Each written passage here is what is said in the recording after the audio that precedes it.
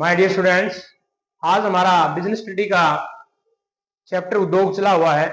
उद्योग में हमने प्राथमिक उद्योग तो कर लिया है। अब नेक्स्ट सेकेंडरी उद्योग है। सेकेंडरी उद्योग क्या होता है? प्राथमिक उद्योग में जिन कच्चे माल का उत्पादन कर लिया जाता है, उस प्राथमिक उद्योग के कच्चे माल को नए निर्माण बना देते माल का। जैसे हम गन्ने का निर्माण करते हैं, वो प्राथमिक उद्योग के अंदर आता है। फिर गन्ने से चीनी का निर्माण करते हैं, वो हमारा सेकेंडरी उद्योग की श्रेणी में आता है। जिस प्रकार से हम प्राथमिक उद्योग में कपास का निर्माण करते हैं और कपास से फिर हमें कपड़ा बनाते हैं, तो वो हमारे सेकेंडरी उद्योग की श्रेणी में आता है। इसी प्रकार गौण उद्योग या सेकेंडरी उद्योग दो भागों में बढ़ जाता है, निर्माणी उद्योग और रचनात्मक उद्योग। निर्माणी उद्योग क्या है?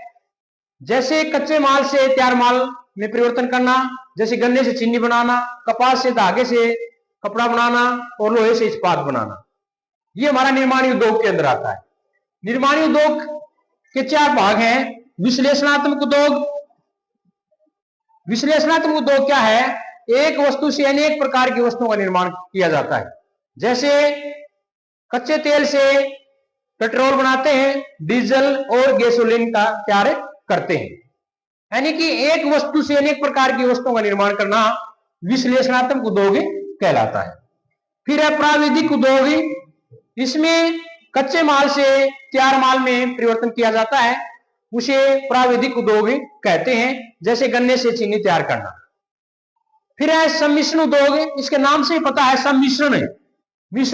सम्मिश्रण उद्योग यानी कि कई कच्चे पदार्थों को मिलाकर एक उपयोगी पदार्थ तैयार करना, वो सम्मिश्रण उद्योग कहलाता है। जैसे कई कच्चे पदार्थ जैसे चूना, पत्थर, जिप्सम आदि को मिलाकर एक सीमेंट तैयार करना, वो सम्मिश्रण उद्योग की श्रेणी के अंदर शामिल किया जाता है। संयोजक उद्योग विभिन्न उपयोगी वस्तुओं को